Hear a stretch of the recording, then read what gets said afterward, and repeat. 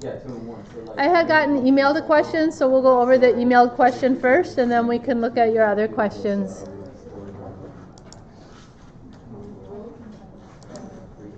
The one I had gotten emailed was 7.3 Mindscape 11. Like 15.6 is pretty good.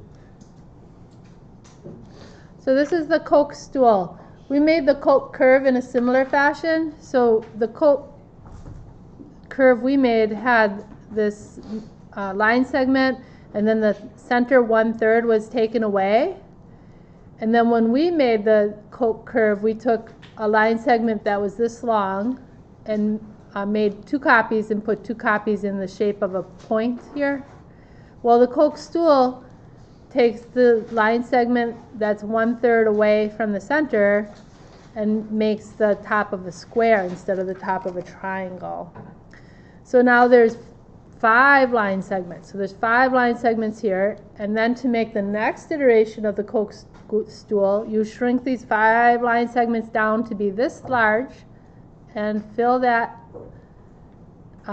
each of these 5 line segments with a reduced copy of these 5 line segments. So you'd have 5 little line segments going here.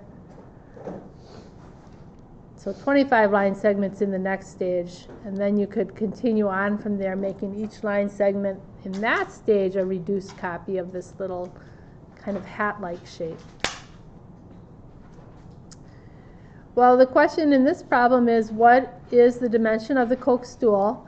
So we need the number of copies that are necessary to make a complete Coke stool, and we need the scaling factor. So the number of copies, if we made 5 copies of this in its final form, if we made 5 copies of the Coke stool in its final form, we could put 1 copy here, 1 here, 1 here, 1 here, and 1 here, and that would make a larger Coke stool. So there's 5 copies that are needed. Just like in the Coke curve, we needed 4 copies, 1 for each line segment. Here you need 5 copies, 1 for each line segment. So 5 copies, and then your new Coke stool will be 3 times as large as your original. So you're taking a full Coke stool and putting it here, here, here, here, and here. Well, that's 3 times as big as the Coke stool you would have right here, for example. So if you put a full formed Coke stool right here, it would be 1/3 as big as the whole Coke stool. So scaling factor is 3, number of copies is 5. Let's go ahead and work out the dimension from that.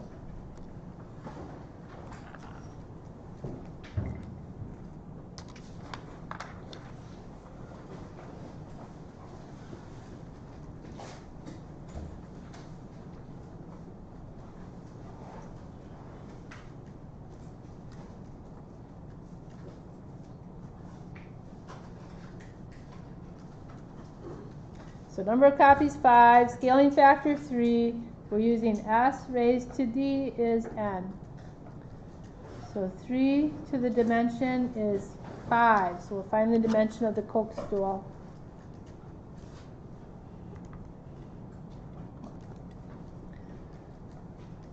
So we need a number bigger than 1, but smaller than 2.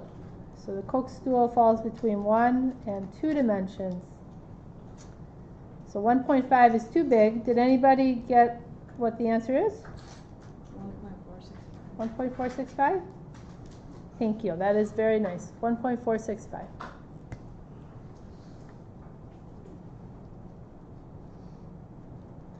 Whoops, that's supposed to be a 5.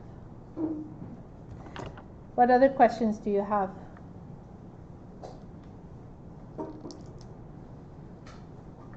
Do you have some questions in? Oh. What do you have then? I have a couple in 7.2. Okay. Like for my stage 3, I have like the first 3 right, but I don't know like how to type in the like n equals. I don't know like what to type in there.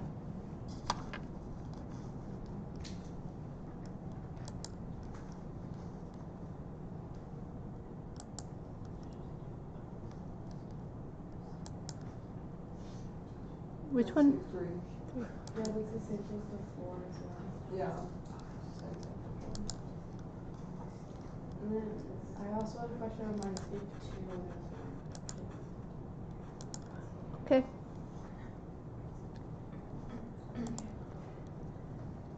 So we have 1 triangle, 3 triangles, 9 triangles, 27 triangles, 81 triangles, right? Keep multiplying by 3? Okay. So to show that you keep multiplying by 3, we use exponents. So n equals 3 raised to the n power. Where is that found? Here it is, right there.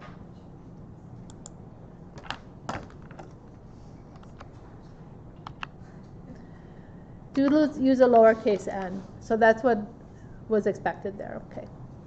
Wait, how did we get it to that? So it's the first drop-down menu in the third box for superscript. And it's just a lowercase. Lowercase n.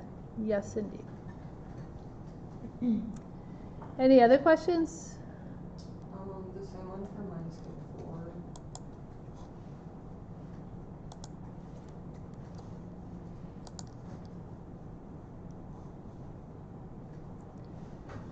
So the Koch curve, we have the same ideas, right? We took 4 line segments, then we shrunk them down and put them on each of the 4 line segments.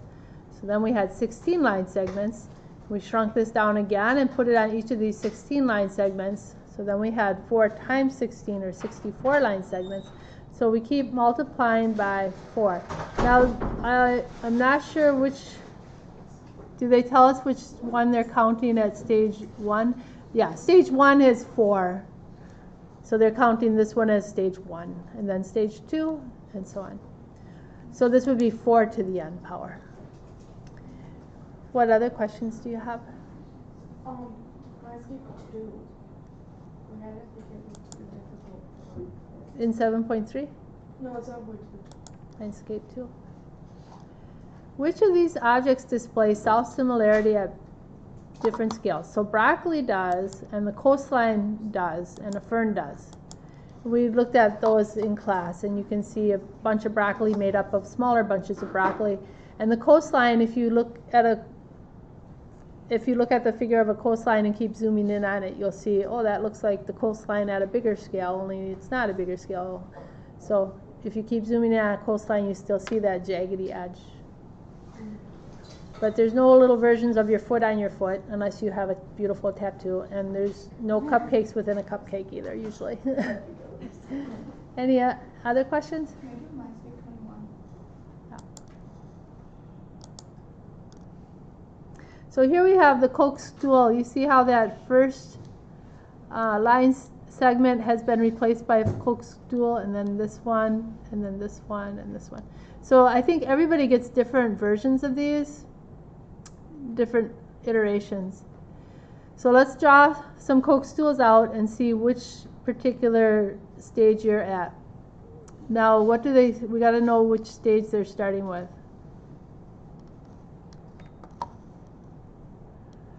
They're not going to tell, so that'll make it trickier. Okay, let's go ahead and we'll work this one together.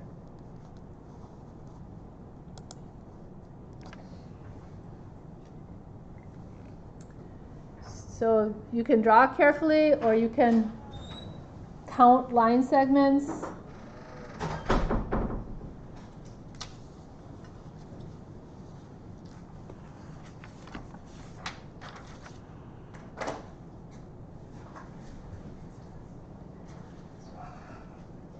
So we're taking out the middle third again, so I'm going to use 9 line segments and go take out 9 centimeters I'm going to use. Since we're taking out the middle third, 9 will work nicely for that. And then drawing 3 centimeters up.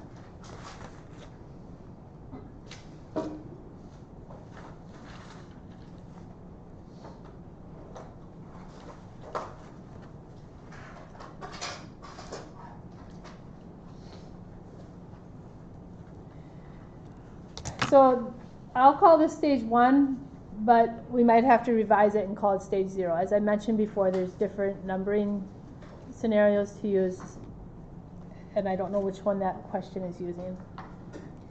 So let's do the same figure, only now we'll take the whole first stage and shrink it down and put it in each of these 5 positions.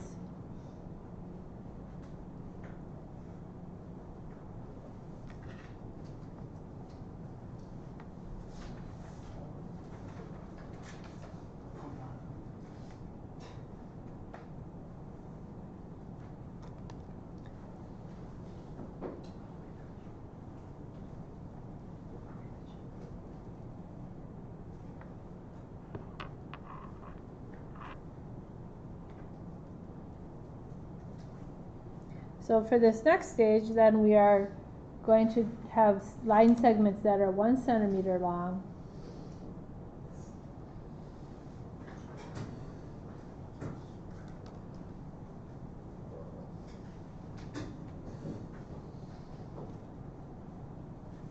And they really should touch at this corner if they're all 1 centimeter, okay? So I'll call that stage 2. And then I'll use a different color to draw stage 3 and 4 to save time. So I'll use red for stage 3. So I'm gonna, for stage 3, I'd have little line segments in here, right? Little Coke stool hats sticking out.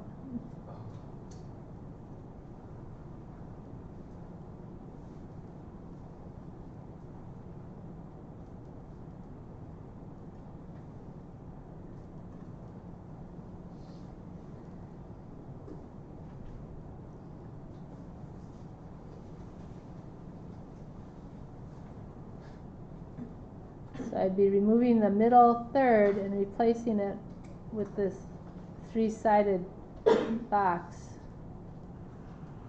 So I'll call that stage 3, and I think that was the one that I had. You can count line segments to be sure what stage you're on. Or you can look closely at your picture. That might be enough.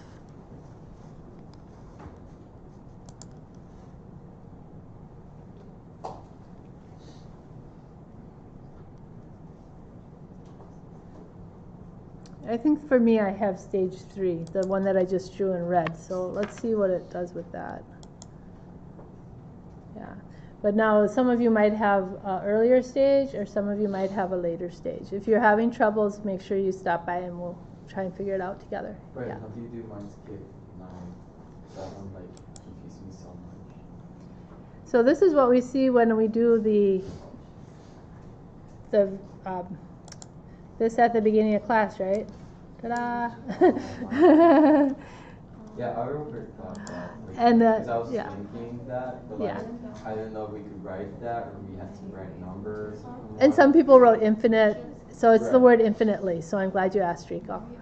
Any other questions? And then wait, did we go over Mindscape 2? 2? Yeah. Yeah, that one was the broccoli, coastline, and fern. Oh, okay. Any other questions?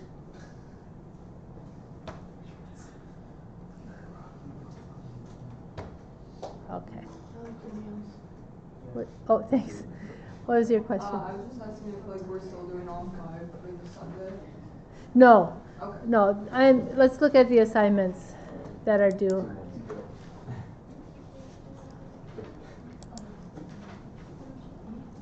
So I have to push these off to fit our due dates.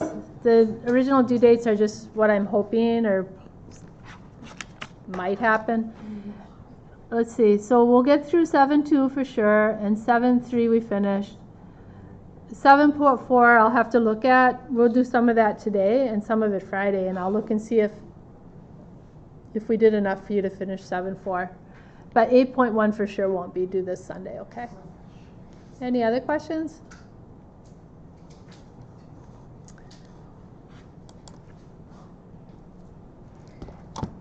On Friday, could you please bring a deck of cards? I have a reminder to remind you. Friday and Monday, we'll need a deck of cards.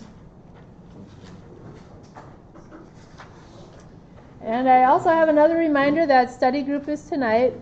from 4 to 5 in ES 304. Remember, you're also able to make one-on-one appointments with the tutors.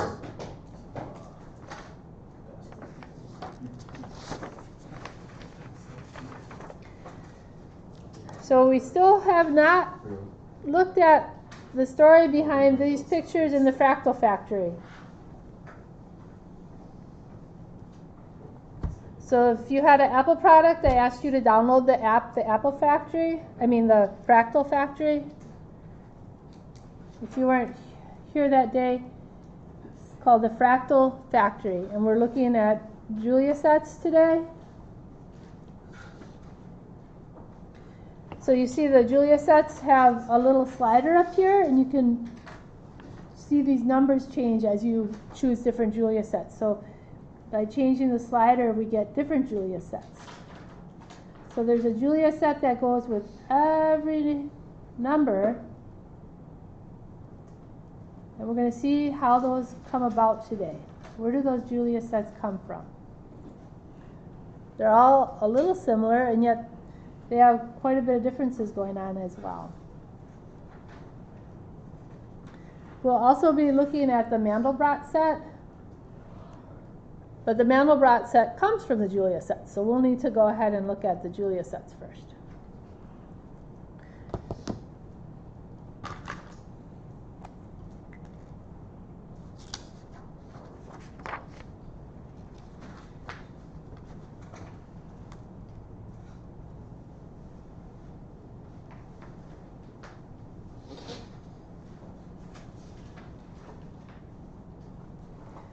We're going to be doing lots of number cranking today. Lots of number cranking. So hopefully you have your calculator handy.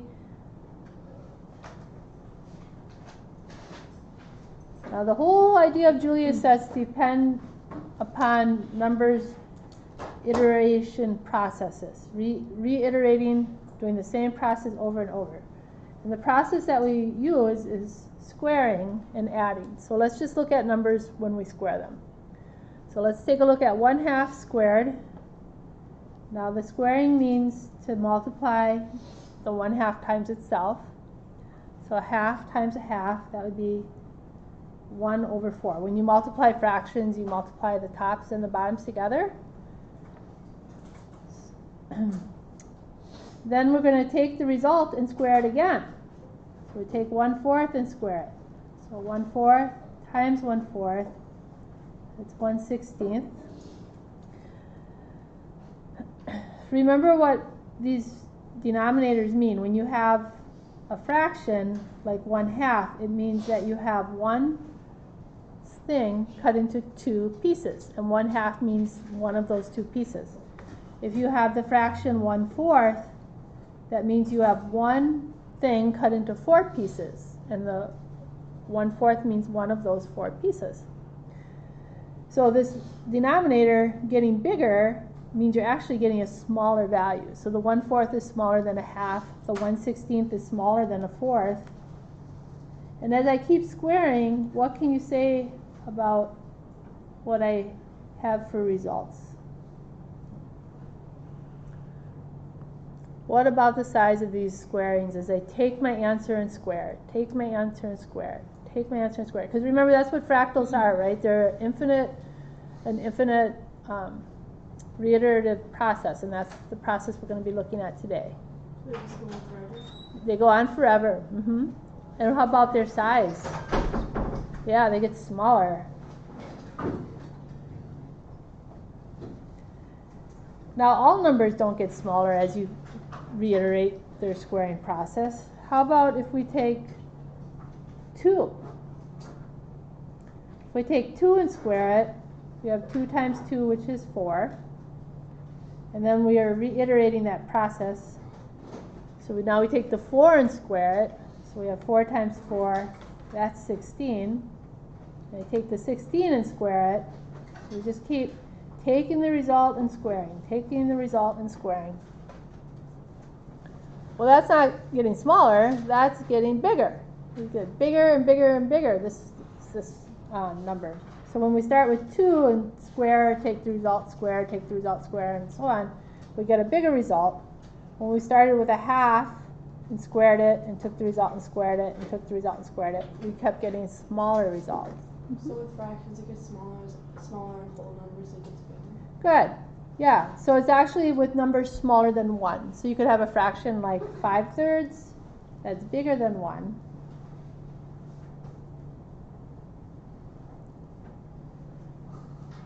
And if you square that, that's getting bigger. That's easier to do in your calculator, actually, right? Who wants to do that by hand? Raise your hand. No. Nobody wants to do that by hand. So if we take the number 5, put it in parentheses, 5 divided by 3, and square that.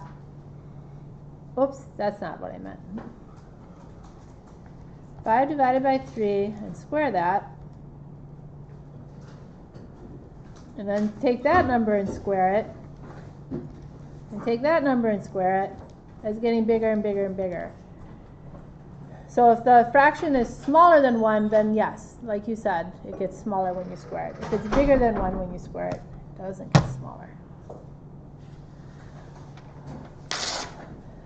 It turns out that the Mandelbrot set and the Julia sets are not just related to the real numbers.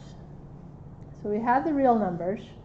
I'm going to draw a circle to represent all the real numbers. All the real numbers were the numbers that were on the number line, all the numbers on the number line.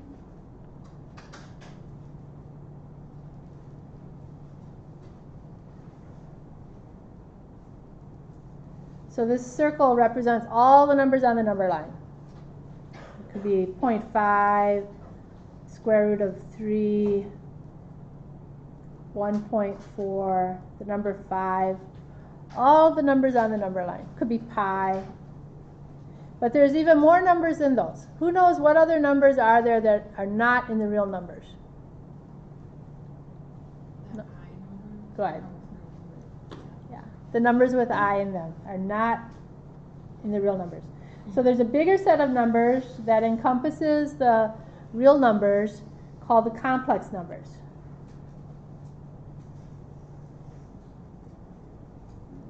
So the complex numbers have all the real numbers, but they also have numbers like 2i or 3 minus 6i. What is I anyway? Anyone remember what I is? Where do we even come up with I? Yeah, we call it the imaginary unit. And it's what we define the square root of -1 to be. So when mathematicians run into the square root of -1, they don't have to stop working. They can keep going, just name it I and keep going. In fact, whenever they come to a I squared then, I times I, they say, okay, back to -1 again. So oftentimes mathematicians move into the world of using imaginary numbers and then come back to the real world again, and they can keep on with their work without interruption. It turns out that you can plot the complex numbers. So these Julia sets that we are looking at and the Mandelbrot set are plotted in the complex plane. So we're going to go ahead and see how do you plot these complex numbers.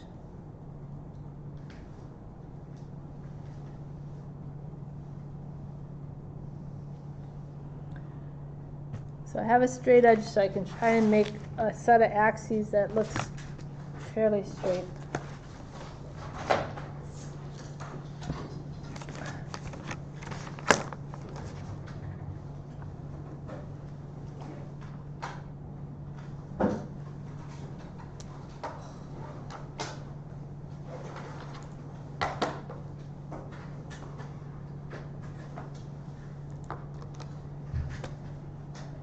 What we do is we make the horizontal axis the real axis, and the vertical axis the axis that we put I on.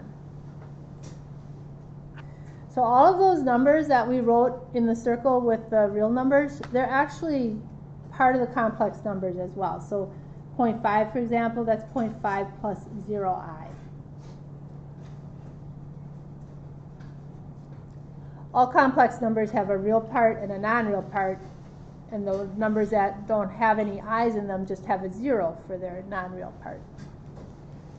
Well, at any rate, you can plot the real part, so 0.5 plus 0i, put the 0.5 right there, and you go up 0. So 0.5 to the right, this would, where the lines cross is 0, 0, just plain old 0 really. And then if you wanted to plot 2i, well then you'd go up 2 units, and that would be 2i. Or if you wanted to plot 3 minus 6i, you go 1, 2, 3 on the real axis, and then down 6.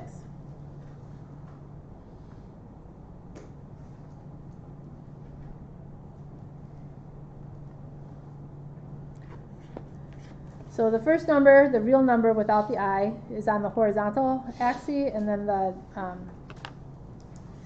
vertical axis is for the part that has an I. So you go up or to the right for the positive numbers, and down or to the left for the negative numbers.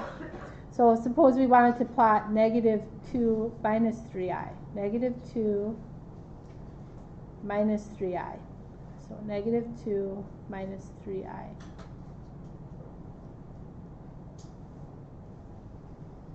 You can put more numbers on your axes if you wanted. I just didn't put too many down. How about you plot one of these? How about you plot negative 3 plus 5i? Okay? You plot negative 3 plus 5i. See if you're getting the hang of plotting these points.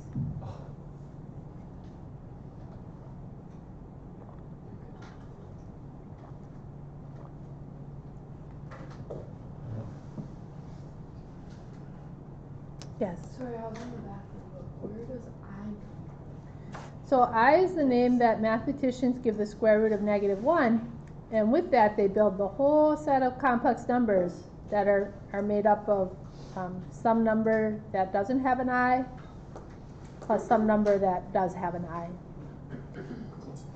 Why would we ever need the square root of negative 1? So the square root of negative 1 comes up when mathematicians are doing work and they end up with square roots of negatives, and they're like, well, now what do we do? Well, they keep going. So I has been being used since Euler's time. If you remember, we talked about Euler, and he made it popular and made it more accessible for mathematicians to use. So like negative 3 plus 5i is like negative 3 plus 5 that's been multiplied by the square root of negative 1. Exactly. Negative 3 plus 5i is negative 3 plus 5 times the square root of negative 1. That's the same thing. Good question. Any other questions?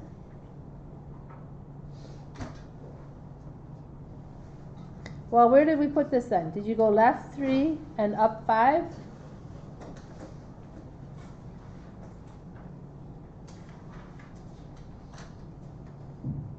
Okay, so that's how we plot these. So if you look at the fractal factory again at the Julia sets, you'll see the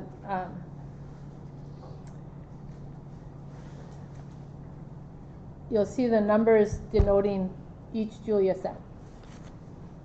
So each Julia set, there's a Julia set for each complex number. So this one is at 0.32 plus 0.44i. So as I slide these bars, I find different Julia sets. That one's kind of boring. It's at 0.15 plus 0.39i. If we wanted to look at the Julia set for the what number did we plant? 2i. So 2i would be 0, 0 plus 2i. So I put the 2 in the second box. So that's a pretty tiny Julia set there. It's just, where'd it go? Oh, I instead of, I killed it. Okay, let me go back once. So you could have like a fractal with just I. Sure, if you wanted just I, you'd have 0 plus 1i. Let's see what that one looks like. There. So that's kind of interesting. So we're going to see how these are formed and why do they have different colors. So every single complex number you give me, I can put a Julia set for, okay? Let's go ahead and try the one that goes with 0. How do we make the Julia set for 0?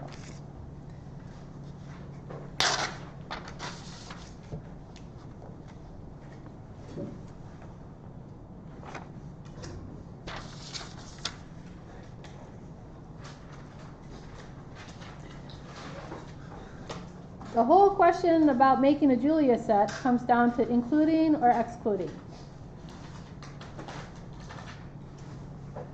So this Julia set that you just looked at, 0 plus 1i, that Julia set has the points included that are in black.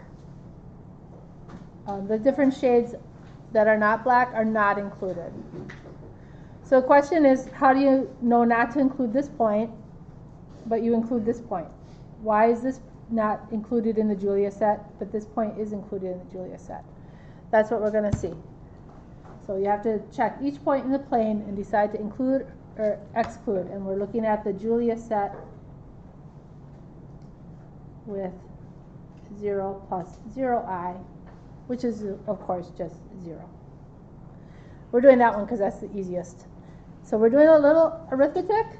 Let's choose a point.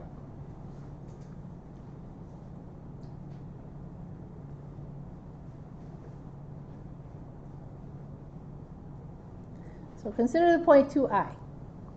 The process to decide whether we include 2i in our Julia set that goes with 0 is to take the 2i and square it and add 0. So we're going to take 2i and square it, multiply it times itself, and add 0. So 2i squared is 2i times 2i. 2i times 2i is 4 times I squared. And remember, each I squared has a value of -1. So this is 4 times -1, which is -4. Now, making fractals involves infinite detail and these infinite iterations. So we're going to take the result and do the same process. So we take the -4 and we square it and add 0. That's easier, right? -4 times -4, that's 16. And we keep continuing this. Take the result, square it, and add 0. And the 0 is because we're looking at the Julia set with 0. So now I take the 16 and square it and add 0. And we only have to do this enough times to realize if we're getting bigger and bigger without bound, or are we staying small and containable? Is this getting bigger and bigger without bound? Yeah, getting bigger and bigger.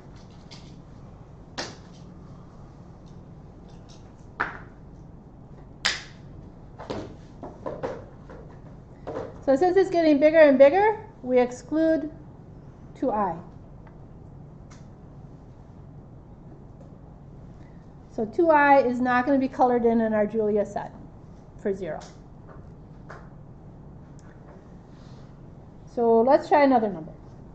How about 0 plus, no, how about we try a fraction first, -1/2. Okay, so we're going to decide, should we include -1/2 as a colored in point in black on our Julia set? So we take the -1/2 and we square it, and because we're looking at the Julia set for 0, we add 0. So -1/2 squared plus 0. Wait, why are we excluding 2i? Because that's the one that got smaller? Because it got bigger and bigger and bigger as we squared it, add 0. Take the result, square it, add 0.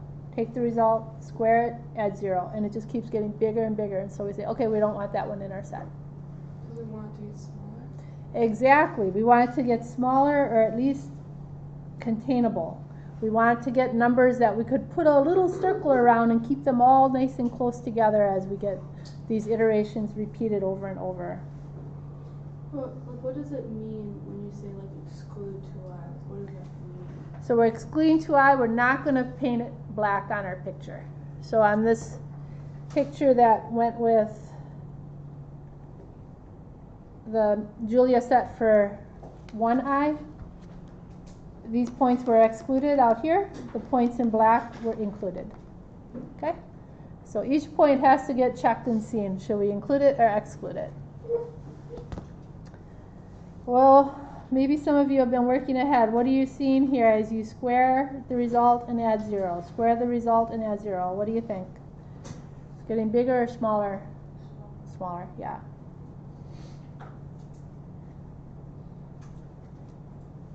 It's smaller, so include -1/2. So our Julia set for 0 has 2 points now. We could start plotting them. We have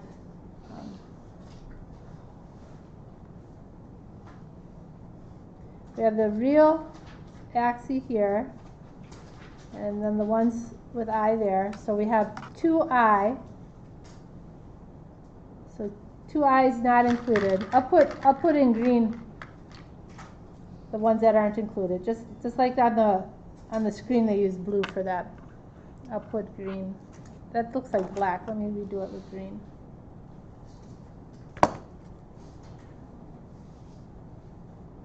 So 2i is excluded, but -1/2, that was included.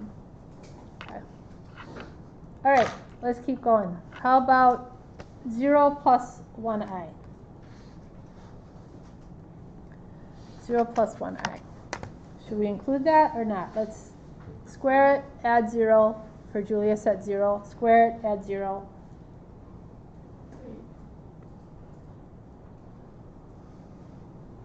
Isn't that just going to stay the same? Pardon? Isn't that just going to stay the same? Let's try it and see. The I makes it kind of weird. You don't have to write the 0 down. So 1i squared add 0. So 1i times 1i is I squared. 1i squared. So that's 1 times -1, because each I squared is equal to -1. So now we get -1. -1 is our next number then. We square that and add 0, because our Julia set is 0. We square that and get 1, because -1 times -1, that's just 1. And now when we square that 1 and add 0, we're just staying at 1. So we're going to stay at 1 from here on in. So that doesn't get bigger. It doesn't get smaller, but it doesn't get bigger. It doesn't get large without bound.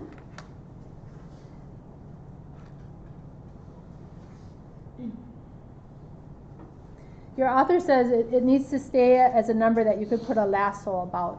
Okay, that you come out to numbers that you could enclose. We call that bounded. You can call it smallish. Where's the 0 coming from? Is that like representing the real number part of it? So 0, we're always adding the 0 on because we're looking at Julia set 0. So if we were looking at Julia set 2.3 minus 0.78i, we'd always be adding on 2.3 minus 0.78i. So I keep writing the 0 down to remind you that we're looking at Julia set 0. Because there's a Julia set with each number. So we're going to include the 1i, because we stay bounded, we stay smallish. We don't go zipping off to being humongous numbers. Let's go ahead and put that on our graph here. So 1i right here. 1i. Let's try some that have a little more complicated. Let's look at 2 plus 3i.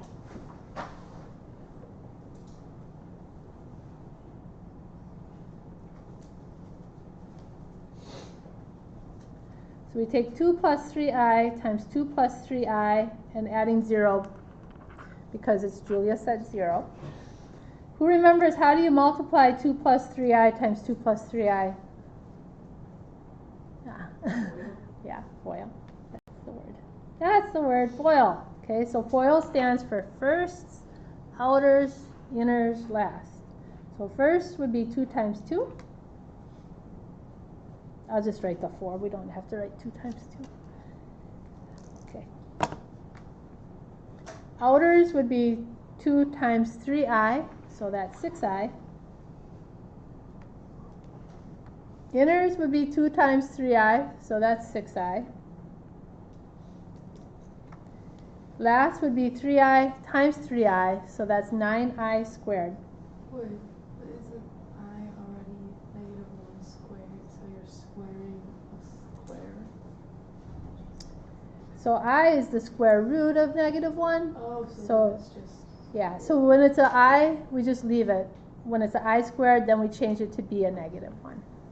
And I'll probably put some of these on the quiz so that you can show me that you know how to do some of this multiplying, okay?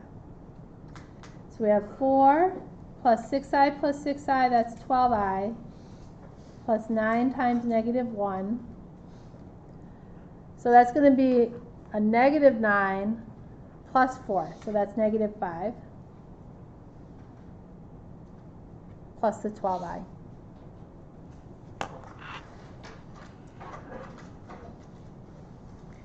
So that's what we use for our next iteration. -5 plus 12i times -5 plus 12i plus 0.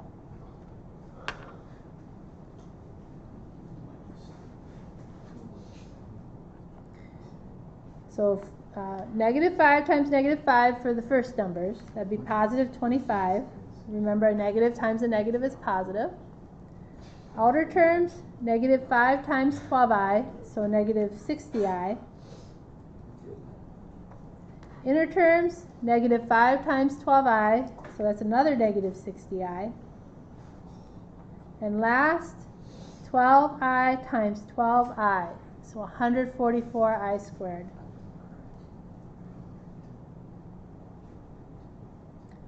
So 25, and then minus 120i, and then plus 144 times -1. That's a big one, isn't it? So you get a negative 144 minus 120i. That comes out to negative 119 minus 120i. So we keep squaring and adding i. So first terms 25, outer terms -60i, inner terms -60i, and last 144i squared. Well, I'll just tell you what this next one is, okay? Negative 119 minus 120i squared plus 0 comes out to be 239 plus 28,560i.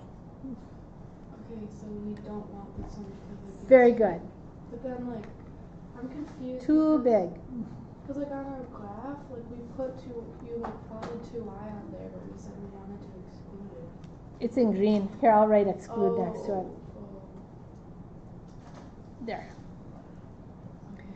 So here's another one that's excluded. It's 2 plus 3i. 2 plus 3i. So 2, you go right 2. My units are a little bigger than I just drew. Right 2 and up 3. So it's actually right about here. Okay.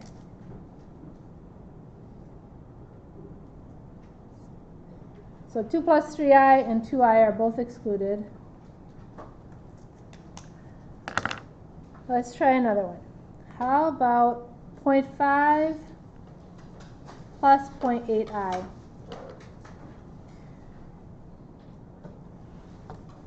So the process here, we take the 0.5 plus 0.8i, multiply it times itself, and add the Julia number on, in this case 0. What do we do with these points on the graph? So all the collection of points together will make up the Julia set. We're not going to do it forever, right? We could do this forever, checking each point. So I just want to make sure you understand the process, and that's why we're doing a few more. So can you multiply this out and make sure you know how to multiply? Make sure it works for you. I'll work it out a little more slowly behind you and see if you're getting the hang of how to multiply a complex number times itself.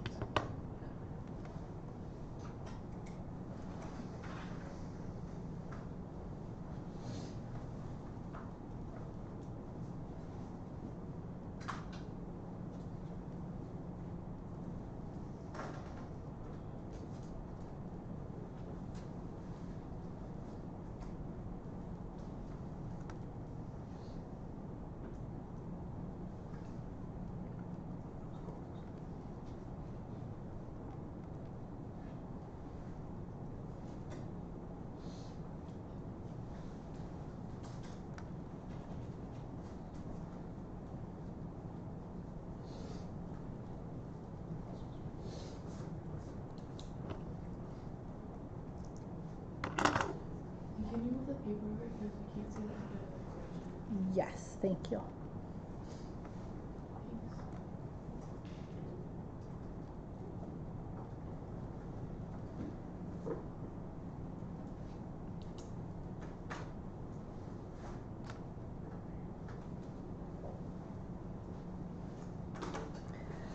So you should have used the first numbers there. 0.5 times 0.5 is 0.25. The outer is 0.5 times 0.8 is 0.40, so 0.4i. And the inners are also 0.4i. And the last 0.8i times 0.8i, so 0.64i squared. That comes to 0.25 plus 0.8i plus 0.64 times negative 1. So negative 0.39 plus 0.8i. So do we not want to include it? Correct. So I took the next iteration and the next and the next, but I didn't show you the work, and I rounded off. In a computer, you would not want to be rounding off. You'd want a computer powerful enough to not round off. So correct. We want to include this. Did you say include? We want to include it. You want to include, because these numbers are staying tiny. They're not zooming off. They're numbers you could put a circle around. They're not going zooming off into largeness. But they are getting bigger, right? Because it's 0.15 with them. So 0.50 is bigger than 0.33? Oh, yeah. I was looking at the So include 0.5 plus 0.8i. Well, what kinds of numbers do you see like we're including then? Can you picture what the graph might be here for the Julia set for 0? So is the Julia set like the picture that you're showing? Yeah, the Julia set is going to be all the points that you can square and add 0 to, square and add 0 to the result, square and add 0 to the result, and the result is staying tiny. Anybody want to guess what that is? It's going to look like?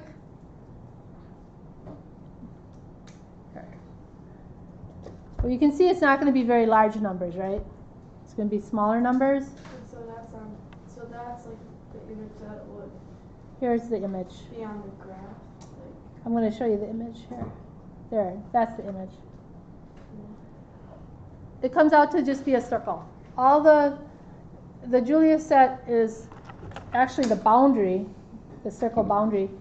And all these points that are colored black are points who fit this iterative process of squaring and adding 0, squaring and adding 0, squaring and adding 0, and stay small. All these numbers out here that were bigger, like 2i and So that's 2 plus the 3i. ones that are outside the circle. Yeah. So all these would have been excluded, all these points, where all these points that are inside, this goes up to 1 and down to -1, up out to 1 and out to -1. The ones that are colored blue get big fast. So the different shades on the Julia set come from how quickly they go off to getting large. So blue gets big quickly, this yellow gets big slower, the orange gets big slower yet.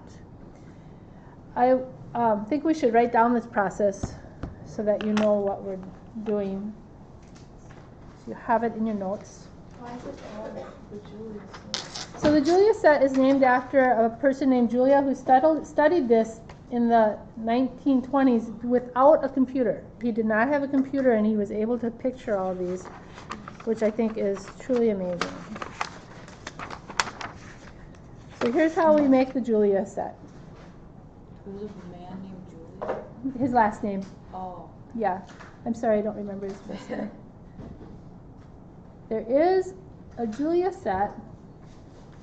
There is a Julia set to go with every complex number.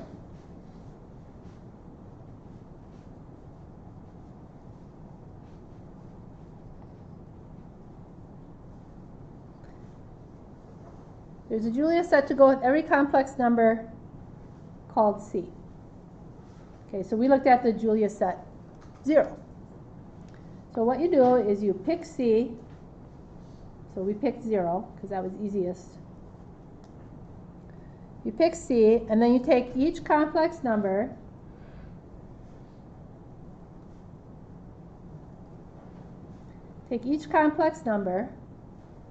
square it, add C. Take each complex number, square it, and add C. So we were adding 0 because we were looking at the Julia set 0. Keep repeating with the result.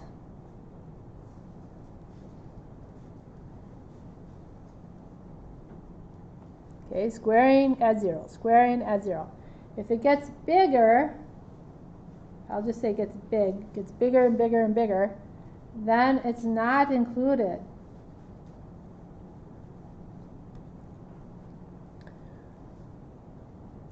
So it's not a colored black point on your Julia set. If it gets, I'm going to say, it stays small, the math word is to stay bounded. It stays within a particular size area there. If it stays small, stays bounded, then include it.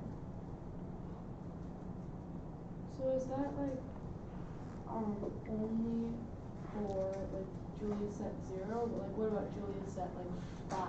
If it, So Julia set 5, we would have been adding the number 5 on the end of each of these yeah, so then iterations. what would be like too big for that? Yeah, so we can look at those. We'll look at those on Friday. We can look at other Julia sets. So we just picked 0 to add on because that was easiest, but you could have Julia set 0.2 minus 0.3i, or whatever Julia set you want. And we'll look at those more on Friday. Okay. I'll see you then. So like it doesn't have to stay like less than 1 for like Julia set. It has to stay within a bound, not less than 1. It has to stay within, so you can put a lasso around your answers. Then how do you know what bound is What the bound is? We're gonna look at some pictures of that. That'll help us see that, I think. Those are very good questions. Yep.